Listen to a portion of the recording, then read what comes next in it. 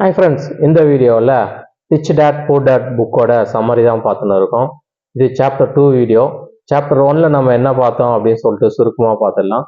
Chapter 1ல் வந்து rich பீப்புளோட மைண்ட் செட் எப்படி இருக்கும், பூர் பீப்புளோட மைண்ட் செட் எப்படி இருக்கும், ரிச் பீப்புள் வந்து டேக்ஸை எப்படி ஹேண்டில் பண்ணுறாங்க, அதுலேருந்து எப்படி தப்பிக்கிறாங்க, பூர் பீப்புள் எப்படி டேக்ஸில் மாட்டிக்கிறாங்க அப்படின்றத பார்த்தோம். ரிச் பீப்புளோட பசங்க ரிச்சாகவே இருக்காங்க, பூர் பீப்புள் அந்த மிடில் கிளாஸ் பீப்புள் ஏன் மிடில் கிளாஸ்லேயே மாட்டிக்கிறாங்க பார்த்தோம். சாப்டர் 1 வீடியோ உங்களுக்கு வேணும்னா டிஸ்கிரிப்ஷனில் லிங்க் தந்திருக்கேன், அதில் பாருங்கள். இப்போ நம்ம சாப்டர் 2 வீடியோக்குள்ளே போகலாம். சாப்டர் 1ல் ஆத்தர் முக்கியமாக ஒரு விஷயம் சொல்லியிருப்பார்.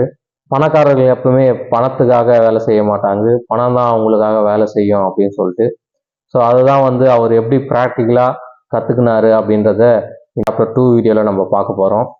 ஆத்தருக்கு அப்போ 9 வயசு, அதாவது ராபர்ட்டுக்கு அப்போ 9 வயசு. அப்போ வந்து ராபர்ட் ஒரு நாள் அவங்க அப்பாவை பார்த்து, அப்பா நான் எப்படி பணக்கார ஆகிறது எனக்கு சொல்லி கொடுங்க அப்படின்னு சொல்லிட்டு கேட்குறான். அதுக்கு அவர் வந்து பார்த்து சிரிச்சு, அதெல்லாம் நீ நல்லா படிச்சின்னா பணக்கார ஆவ அப்படின்னு சொல்லிட்டு போயிடுறாரு. கொஞ்ச நாளுக்கு அப்புறம் மறுபடியும் வந்து, அப்பா நம்ம எப்படி வந்து பணக்கார ஆகுறது அப்படின்னு சொல்லிட்டு கேட்குறான். அவர் வந்து நீ நல்லா படித்து ஒரு நல்ல வேலைக்கு போனீங்கன்னா கண்டிப்பாக பணக்கார ஆவ.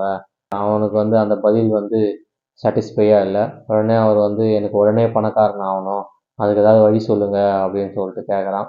அவன் ரொம்ப அடம்பிடிச்சி கேட்கறதுனால அவர் வந்து உடனே எல்லாம் பணக்காரன் ஆக முடியாது, நீ படிச்சுட்டு பெரிய ஆளாக ஆகிட்டு ஒரு நல்ல வேலைக்கு போனால் தான் உன்னால் வந்து கை நிறைய சம்பாதிக்க முடியும், அப்போ தான் உன்னால் பணக்காரன் ஆக முடியும், இப்போல்லாம் திடீர்னாலாம் உன்னால் பணக்காரன் ஆக முடியாது அப்படின்னு சொல்லிட்டு சொல்கிறாரு. அவன் வந்து நீங்கள் கூட தான் இப்போ நல்ல வேலையில் இருக்கீங்க, அப்போ நம்ம வந்து பணக்காரன் ஆகலையா அப்படின்னு சொல்லிட்டு கேள்வி கேட்குறான். அதுக்கு வந்து அவங்க அப்பா வந்து இப்படிலாம் பேசக்கூடாது, திடீர்னு பணக்காரன் ஆகணும்னா நம்ம ஏதாவது வந்து கெட்ட வழியில் போய் தான் பணக்காரன் ஆக முடியும், அது வந்து இல்லீகல், அதெல்லாம் தப்பு, எண்ணத்தை மாற்றிக்கோ அப்படின்னு சொல்லிட்டு அவர் வந்து இவனை வந்து சமாதானப்படுத்திட்டு போயிடுறாரு. ராபர்ட்டுக்கு இந்த விஷயத்தில் வந்து அவன் சமாதானம் ஆகிற மாதிரி தெரில. அவங்க அப்பா வந்து திடீர்னு ஏன் இது மாதிரி கேட்குற, உனக்கு என்ன ஆச்சு, ஏன் திடீர்னு பணம் பணம் அப்படின்னு சொல்லிட்டு இது பண்ணுற அப்படின்னு சொல்லிட்டு அவங்க அப்பா கேட்குறாரு. ராபர்ட் வந்து ஸ்கூல் ஜிம்மின்னு ஒரு பையன் இருக்கான், அவங்க வந்து எங்களை வந்து ஃப்ரெண்டாகவே சேர்த்துக்க மாட்டேங்கிறான், என்னையும் மைக்கும் வந்து நீங்கள் வந்து பூர் பீப்புள் எங்கள் ஸ்டேட்டஸ்க்கு இல்லை அப்படின்னு சொல்லிட்டு எங்களை ரொம்ப கீழ்த்தனமாக நடத்துகிறான், அவன் வந்து எங்களை ஃப்ரெண்ட்ஸாகவே சேர்த்துக்க மாட்டேங்கிறான், நானும் பணக்காரனாக இருந்தால் இது மாதிரி என்னை யாரும் சொல்ல மாட்டாங்கல்ல அப்படின்னு சொல்லிட்டு அவன் கேட்குறான். அதெல்லாம் வந்து உடனே சம்பாதிக்க முடியாதுப்பா, நீ கண்டிப்பாக படித்து பெரிய ஆள் ஆனால் உன்னையும் வந்து நீயும் நல்ல ஒரு பணக்காரனாக ஆவ, உன்னையும் எல்லோரும் சொசைட்டியில் மதிப்பாங்க அப்படின்னு சொல்லிட்டு சொல்கிறாங்க.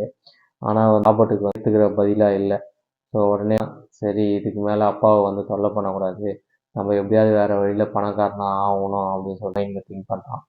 மறுநாள் அவனுடைய ஃப்ரெண்டு மைக்கு கிட்ட இதை பற்றி டிஸ்கஸ் பண்ணுறான். நம்ம எப்படியாவது பணக்காரனாக ஆகணும், நம்ம எப்படி காசு சம்பாதிக்கணும் அப்படின்னு சொல்லிட்டு அவன் டிஸ்கஸ் பண்ணுறான். மைக்கு வந்து ஒரு ஐடியா தரான். ஸோ நம்ம 2 பேர் சேர்ந்து ஏதாவது ஒரு பிஸ்னஸ் பண்ணலாம் அப்படின்னு சொல்லிட்டு திங்க் பண்ணுறாங்க. ஸோ நிறையா டிஸ்கஷன் போனதுக்கப்புறம் அவங்களுக்கு ஒரு ஐடியா கிடைக்குது. அதாவது அந்த காலத்துலலாம் வந்து பார்த்திங்கன்னா நிக்கல் வச்சு பேஸ்ட்டு தயாரிப்பாங்க. ஸோ அந்த பேஸ்ட்டில் வந்து நம்ம கெமிக்கல் ரியாக்ஷன் பண்ணி அந்த நிக்கலை தனியாக பிரித்தோம்னா அது வந்து நமக்கு வந்து நிக்கலோட ரேட் அதிகமாக இருக்க போகுது, இன்றைக்கி நம்ம படித்த சயின்ஸை யூஸ் பண்ணி அதை வந்து தனியாக பிரித்து நம்ம அதை விற்கலாம், அப்படி விற்கும்போது நமக்கு வந்து பார்த்திங்கன்னா நிறையா காசு கிடைக்கும் அப்படின்னு சொல்லிட்டு 2 பேர் டிஸ்கஸ் பண்ணுறாங்க. 2 பேருக்கும் அந்த ஐடியா ஓகே அப்படின்னு தோணதுக்கப்புறம் என்ன பண்ணுறாங்கன்னா, ராபர்ட்டுக்கு வீட்டுக்கு பின்னாடி ஒரு சின்னதாக இடம் இருக்குது, அவங்க வந்து அந்த கெமிஸ்ட்ரி புக்கெல்லாம் அவங்க ரெஃபர் பண்ணி அதுக்கு சின்ன சின்ன எக்யூப்மெண்ட்ஸ்லாம் வாங்கி அவங்க அந்த பேஸ்ட்லேருந்து நிக்கலை பிரித்து எடுக்கிறாங்க. நிக்கலை பிரித்து எடுக்கும்போது ராபர்ட்டோட அப்பா வந்து அதை பார்த்துடுறாரு. ஸோ என்னப்பா பசங்க இப்படி பண்ணுறாங்க, ஏதோ கெமிக்கல் ரியாக்ஷன்லாம் வச்சு என்னவோ பண்ணிருக்காங்களே அப்படின்னு சொல்லிட்டு பார்க்கும்போது அங்கே வந்து அவர்கிட்ட வந்து கேட்குறாங்க, என்ன பண்ணுறீங்க அப்படின்னு சொல்லிட்டு. இது மாதிரி நாங்கள் வந்து பேஸ்ட்டிலேருந்து நிக்கலை தனியாக பிரித்து அதை வந்து சேல்ஸ் பண்ண போகிறோம், நிக்கல் வந்து இப்போ நல்ல ரேட்டுக்கு போகுது, அதனால் நாங்கள் வந்து இந்த பிஸ்னஸ் ஸ்டார்ட் பண்ணியிருக்கோம் அப்படின்னு சொல்லிட்டு சொல்கிறாங்க. அதுக்கு வந்து ராபர்ட்டோட அப்பா வந்து இது வந்து ஒரு இல்லீகலு, இது மாதிரி பண்ணக்கூடாது, நீங்கள் வந்து பணம் சம்பாதிக்கணும் நேர்மையான வழியில் சம்பாதிக்கணும், இது மாதிரி இல்லீகல் பண்ணி பணத்தை வந்து சம்பாதிக்கக்கூடாது, இதை வந்து உடனடியாக ஸ்டாப் பண்ணுங்க அப்படின்னு சொல்கிறாங்க. அவங்க வந்து அந்த பிஸ்னஸை வந்து ஸ்டாப் பண்ணிடுறாங்க. ஸோ அவங்களுடைய ஃபஸ்ட்டு பிஸ்னஸை வந்து ட்ராப் டவுன் ஆகிடுது. ஸோ அப்போ வந்து ராபர்ட்டோட அப்பா வந்து திங்க் பண்ணுறாரு, ஸோ அப்போ இவனுக்குள்ளே ஏதோ ஒரு விஷயம் இருக்குது, அதனால தான் இந்த அளவு வந்து யோசிக்கிறான், ஸோ இதை வந்து நம்ம வந்து டிஸ்கரேஜ் பண்ணக்கூடாது அப்படின்னு சொல்லிட்டு ராபர்ட்டோட அப்பா என்ன சொல்கிறாருன்னா, மைக்கோட அப்பாவை போய் பாருங்கள், அவர் தான் வந்து இப்போ வந்து பிஸ்னஸில் கொஞ்சம் கொஞ்சமாக டெவலப் பண்ணி கொஞ்சம் கொஞ்சமாக பணக்காரன் ஆகிட்டு இருக்காரு. அவரை போய் பார்த்தீங்கன்னா அவர் எப்படி வந்து அவர் பிஸ்னஸை டெவலப் பண்ணுறாரு, எப்படி வந்து அவர் கொஞ்சம் கொஞ்சமாக பணக்காரனாக க்ரோ ஆகுறாரு. போய் அவங்க கிட்ட கேட்டிங்கன்னா அவர் ஏதாவது உங்களுக்கு சொல்லுவார் அப்படின்னு சொல்லிட்டு ராபர்ட்டோட அப்பா வந்து ஐடியா தராரு. மைக் வந்து ஷாக் ஆயிடுறான். ஐயோ, நான் வந்து எங்கள் அப்பா கிட்டலாம் பேச மாட்டேன். வந்து ராபர்ட் வந்து கன்வின்ஸ் பண்ணுறான் மைக்கை. இல்லை, நம்ம பணக்காரன் ஆகணும்னா இந்த சொசைட்டியில் நம்ம வந்து ஒரு பெரிய ஆள் ஆகணும்னா சின்ன சின்ன விஷயத்துக்கெல்லாம் யோசிக்கக்கூடாது.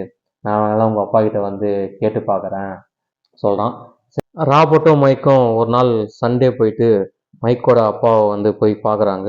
பார்த்து அங்கிள் நாங்கள் சீக்கிரம் வந்து பணம் சம்பாதிக்கணும் அப்படின்னு சொல்லிட்டு நான் எங்கள் அப்பா கிட்ட கேட்டேன். அவர் வந்து உங்களை போய் மீட் பண்ணி கேட்க சொல்லியிருக்காரு. நீங்கள் தான் பிஸ்னஸ் டே இப்போ டெவலப் பண்ணியிருக்கீங்களாமே, அதனால் உங்ககிட்ட போய் கற்றுக்க சொன்னார் அப்படின்னு சொல்லிட்டு கேட்குறாங்க. அதுக்கு வந்து அவர் சிரிக்கிறாரு.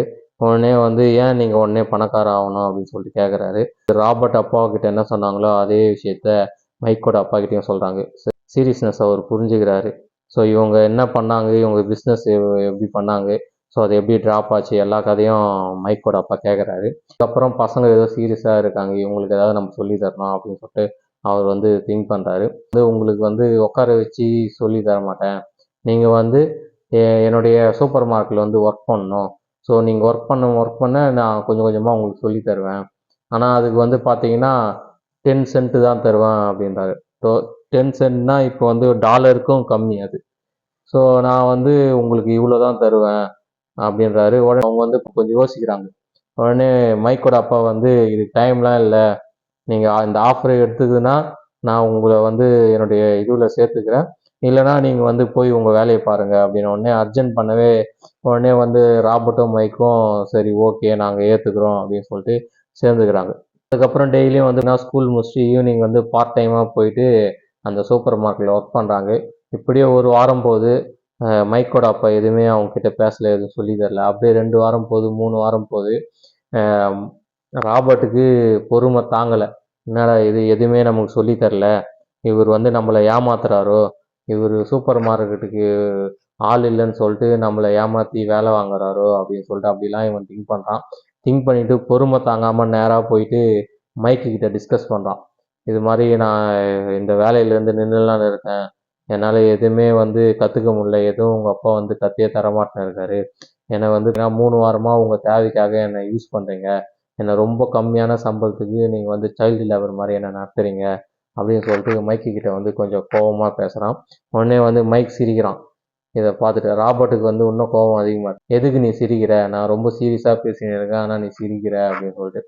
அதுக்கு மைக் இது மாதிரி நடக்குன்னு எங்கள் அப்பா எனக்கு ஏற்கனவே சொன்னார் அப்படின்னோடனே ராபர்ட்டுக்கு இன்னும் கோபம் ஆயிடுது. அப்போ உனக்கு எல்லாம் தெரிஞ்சுதான் நீயும் உங்கள் அப்பா கூட வந்து இது மாதிரி பண்ணுறியா அப்படின்னு சொல்லிட்டு கேட்டவுடனே அவன் வந்து கூல் ஒன்றும் இது பண்ணாத, எங்கள் அப்பா இது மாதிரி நீ சொன்ன உடனே உன்னை வந்து அப்பாவை வந்து பார்க்க சொன்னார் அப்படின்றார். அந்த வாரம் ஃபுல்லாக அப்படியே வேலை செஞ்சுட்டு அந்த சண்டே ஒரு நாள் வருது. சண்டே வந்து எங்கள் அப்பா வந்து உன்னை பார்க்க சொல்லியிருக்காரு. சண்டே வந்து ராபர்ட்டும் மைக்கும் போயிட்டு அவங்க அப்பாவை பார்க்குறாங்க. அவர் வந்து கொஞ்சம் சீரியஸாக இருக்கிற மாதிரி காமிச்சிட்டாரு. உடனே இவங்ககிட்ட பேசாமல் இவங்கள வந்து வெயிட் பண்ண வைக்கிறாரு. இவங்களுடைய பொறுமையை வந்து சோதிக்கிறாரு. இதை பார்த்த உடனே ராபர்ட்டுக்கு இன்னும் கோபம் அதிகமாகுது.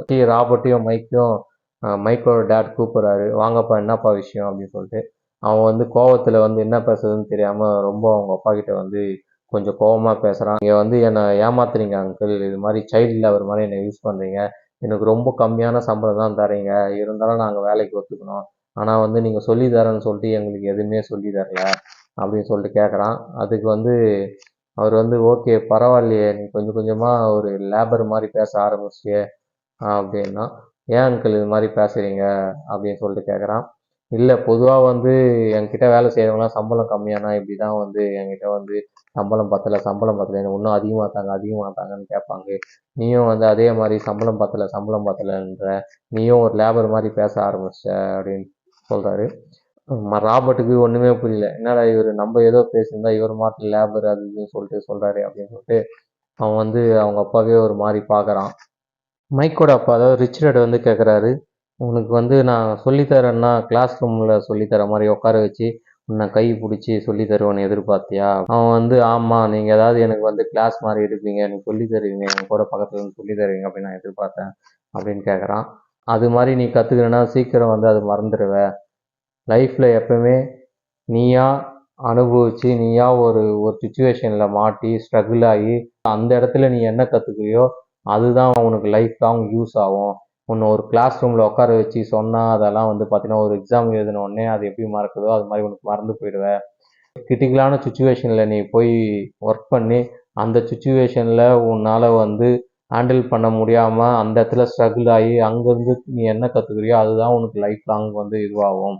நிறையா பேர் என்ன பண்ணுவாங்கன்னா அந்த இடத்துல ஸ்ட்ரகிள் ஆகிட்டு அந்த ஃபெயிலியர் ஆகிட்டாங்கன்னா உடனே என்ன பண்ணுவாங்கன்னா அதை குயிட் பண்ணிட்டு போயிடுவாங்க, அந்த வேலையை விட்டுட்டு போயிடுவாங்க.